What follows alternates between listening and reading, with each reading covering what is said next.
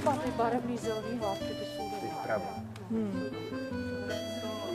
Ale jako celé. Aha, to je rodokmen, babička zelenová. Jo. Tady je to udělané? Ty burky teď vidíš, že?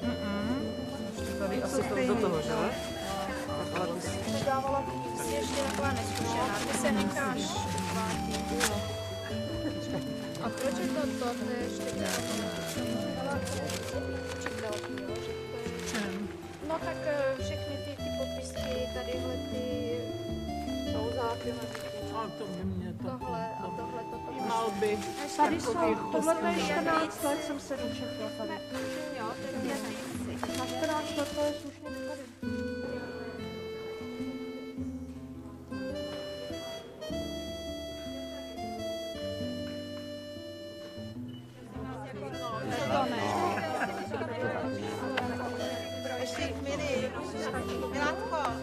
To je ano.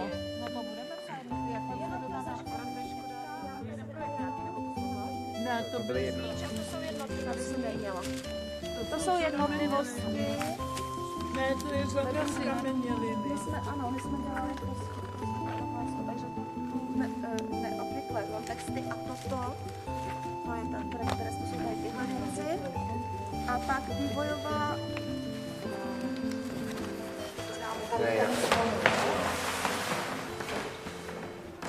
Jo, to je to krásný můrek.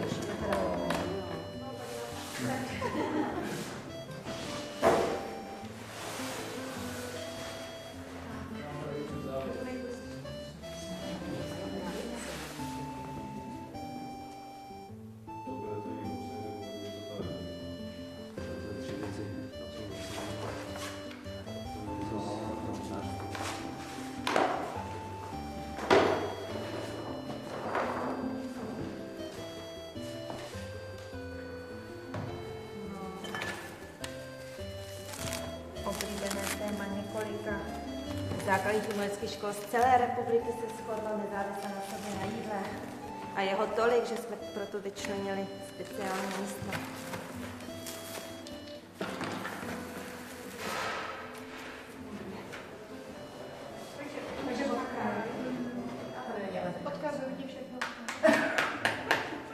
Já jsem jednou takhle se trefila úplně přesně. Jo, přímo.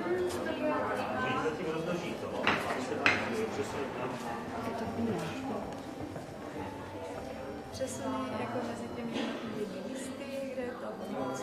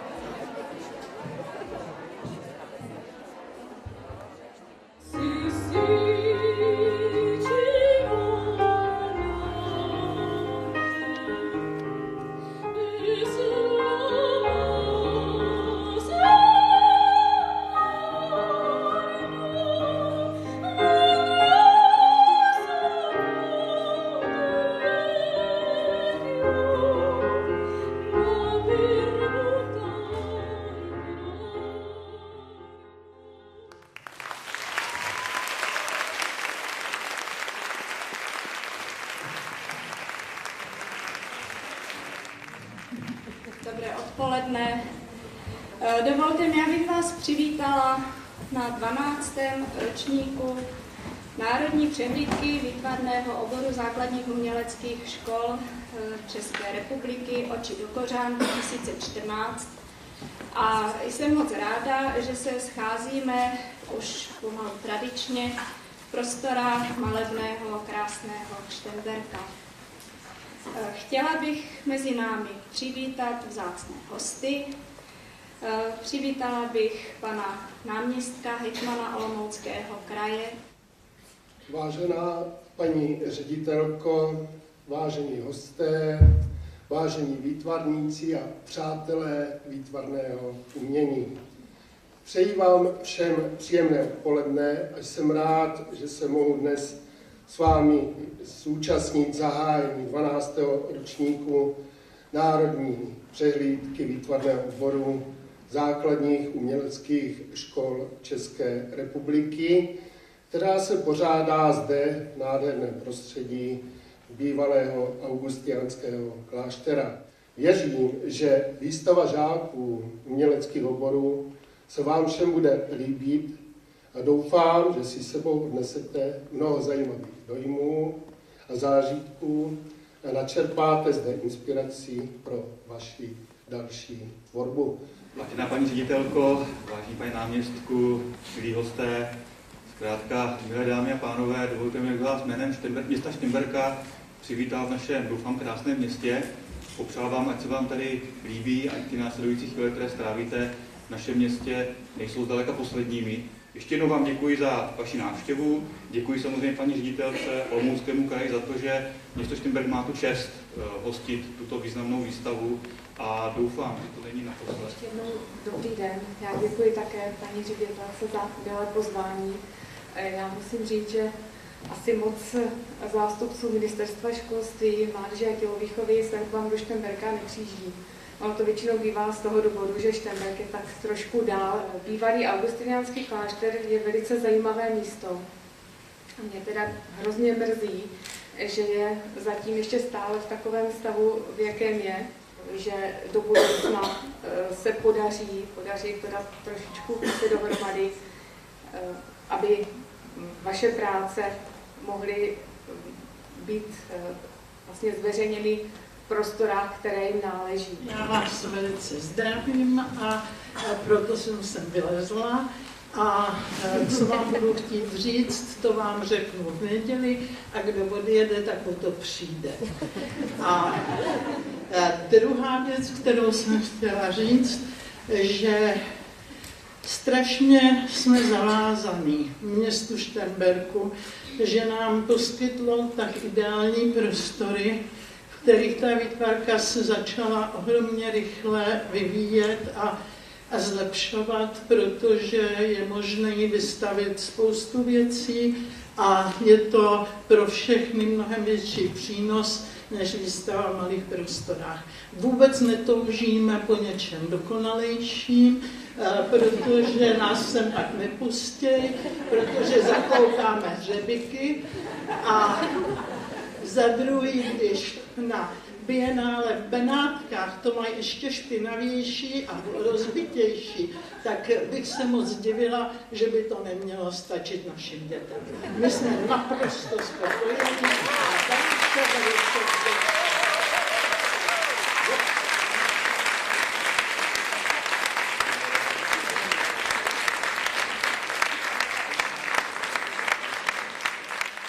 Já bych poprosila, aby sem mezi nás přišli Eva Jebavá ze základní umělecké školy v Pardubicích Polabinách. Tomu význačnému ocenění u nás v Olomouckém kraji oceňujeme, nebo dáváme titul pedagog Olomouckého kraje. Já si myslím, že byste mohli zavést i v rámci výtvarného umění, v rámci celé České republiky. Děkuji.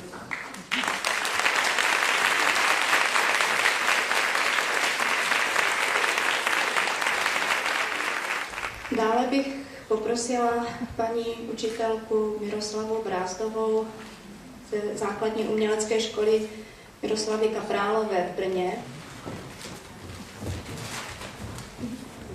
Abych si dovolil poblahopřát paní Miroslavě Brázdové, základní umělecká škola Kaprálové Brno. Vynikající pedagog, přeji hodně úspěchu do dalšího období a co vám bude hodně zdraví.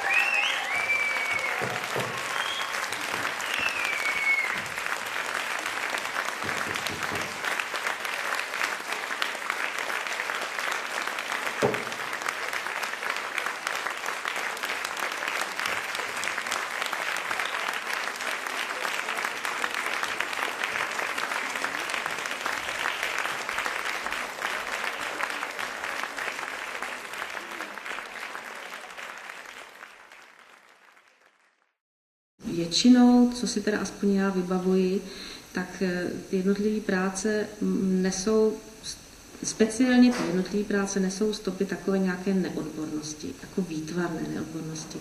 Že to je dost špatná kresba dost často, nebo dost špatná malba, nebo že jsou to kombinované věci, že jsou to prostě strakatý věci, které nejsou vůbec prožitý, promyšlený, že to prostě náhodou vznikla nějaká věc, která se vám líbí a kterou jste poslali.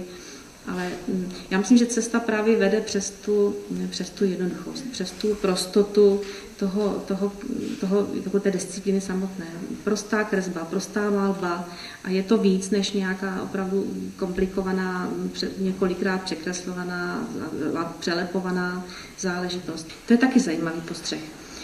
Ty vaše řady a projekty mnohdy jsou vlastně kolekcemi jednotlivostí, čili co z toho vyplývá? Vyplývá z toho, že spousta učitelů z nějakého nepochopitelného důvodu prostě neřeší, co vlastně dělá. Jestli dělá řadu, jestli dělá projekt, anebo jestli se skládají obrázky třeba z 1 hodiny, vedle sebe je to vlastně kolekce. A pak přichází prostě xxx těch průvodních listů, řady, projekty a teď vlastně, když se to projde, nebo když se to objeví pak v těch krajských porotách, tak se zjistí, že vlastně polovina těch věcí vůbec nejsou. Ani řady, ani projekty. Takže chci to opravdu si tyhle věci dohledat, dozvědět se, jak to je. A možná, že tím bychom možná zachránili i ty jednotlivosti, protože tam opravdu se mnohdy tohleto stane, že se to zaměňuje ty kolekce za řady. Takže tohleto je další ten postřeh. Takže dávejte si na to pozor opravdu, aby tam byla ta skladba správně jakoby podchycená v tom průvodním listu. Jsme strašně rádi, že jste sem přijeli v takovém počtu. Přeji vám všem dobrou noc. Zítra máte klášter otevřený už.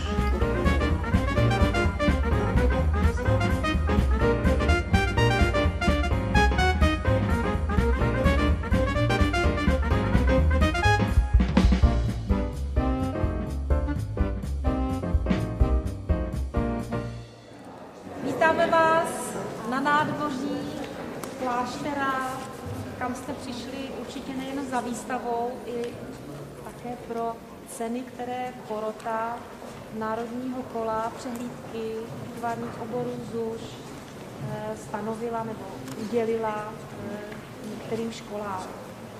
Za výtvarnou řadu Itukova Vánoční cesta paní magistře Janě Lublové ze základní městské školy Horní Světce.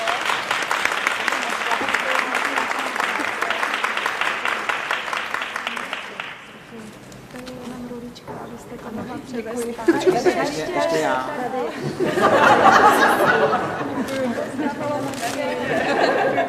Ale počkejte.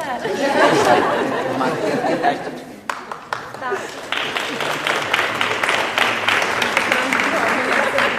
Chtěli jsme po skupinkách, nevadí, ono je to takhle lepší. Takže tady máme 1 cenu za multimediální tvorbu žáka, je to za videoart v melounovém cukru slečny Gabriely Paliové, učil pan Vladimír Beran ze ZUŠ Police nad Metují.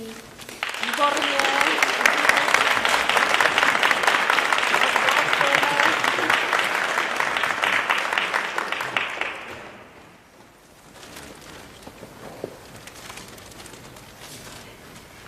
Cenu poroty za výtvarnou řadu Motýly, je to paní Dita Prouzová ze ZUŠ Trutnov opět.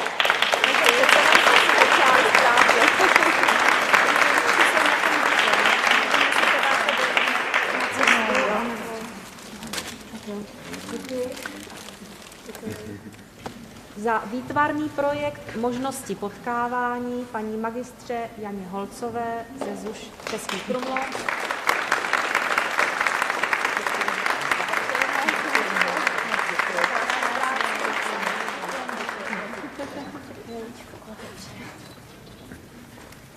Za výtvarný projekt Čtení z ruky paní Kateřině Zednínkové ze ZUŠ Dačice.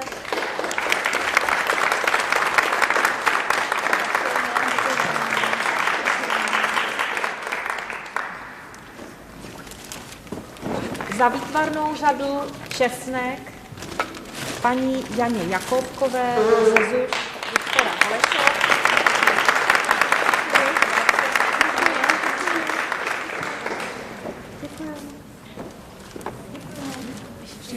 Ještě knížku.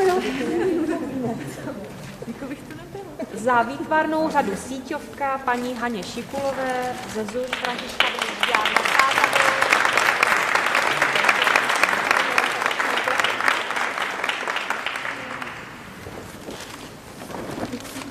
Za výtvarnou řadu odlety paní Ivaně Erbenové ze ZUŠ Františka Kmocha Kolín.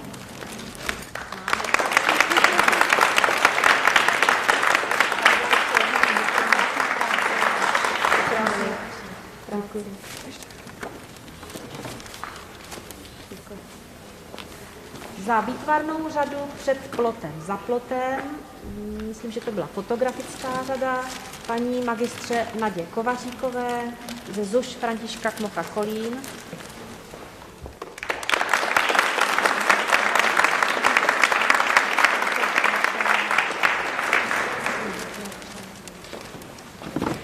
Za výtvarnou řadu výtvarné rozhovory s Picassem paní magistře Evě Haškové ze ZUŠ Oležská Praha 10.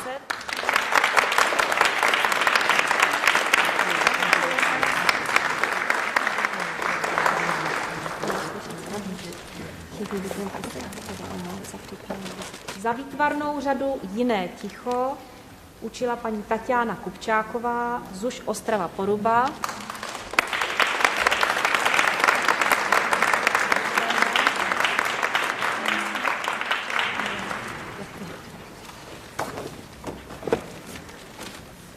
Za výtvarnou řadu Kuřátko a obilí paní magistře Ivany Štajngerové ze ZUŠ Trnov hlavní náměstí.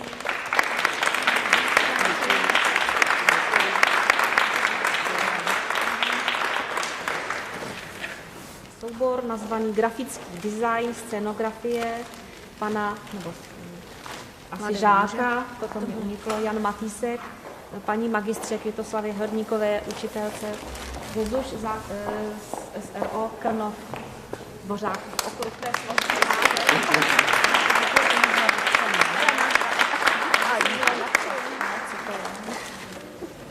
Příště přeju. Za výtvarný projekt Kukuřičení paní magistře Beátě Martinkové ze ZUŠ Třinec.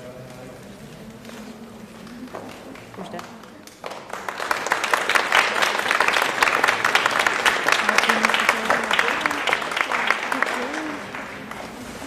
Jsou lidé, kteří měli a kteří neměli rozhodující slovo. Ne, spíš se ztráceli cedulíčky. Za výtvarnou řadu a lepicí páska paní doktorce Aleně Zubkové a paní magistře Ivetě Cihelkové ze ZUŠ Háj ve Slezsku.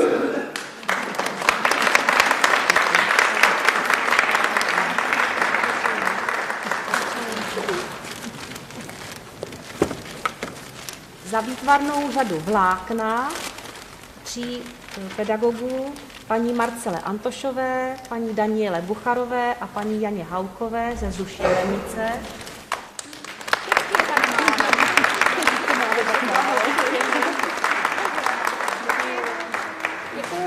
Tak, zostaneme. Blahopřeji. Já si to také poberu. Nejdříve bychom chtěli se zeptat, jestli dorazili naši 2 důležití pedagogové ocenění cenou hejtmana Olomouckého kraje. Pan Pavel Rajdl přijel za námi. Máme tu pana Pavla Rajdla, výborně.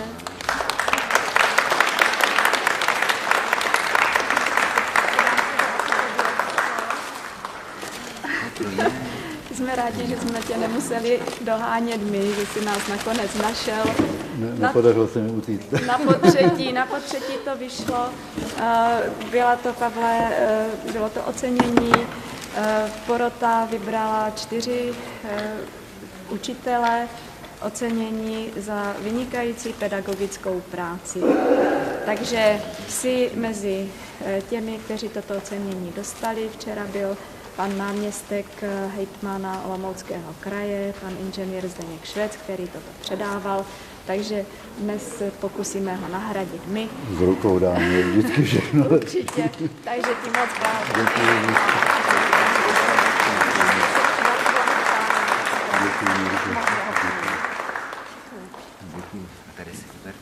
Takže děkujeme, že jste přišli, užívejte Šternberka a ve 2 hodiny v kyně se uvidíme.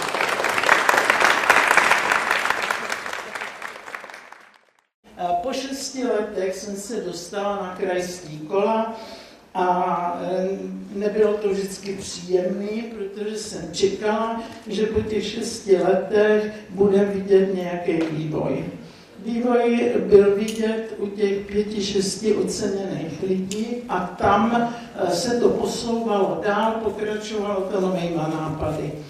A u těch ostatních by se dalo říct, že je tam stagnace a že lidi opakují to, co dělali minule a předminule. Má to třeba i slušnou úroveň, ale pro potřeby té přehlídky to prostě nefunguje. A proto bych docela hezky řekla, nepotěšili jste mě a ani já vás nepotěším. V jednom z krajů většině učitelů nebylo jasný, v čem jsou řady dobrý. Kdybych měla vyjádřit jedno kritérium, pro mě je jediný kritérium. Obsah té řady, směřování, myšlenka, ta přidaná hodnota. To je víceméně jediná věc, jak je to krásný, není zdaleka podstatný. Dnešní výpadní umění už je dál a na kráse tak nesejde. Takže si myslím, že je velice zapotřebí zvažovat, co těm dětem předáváme.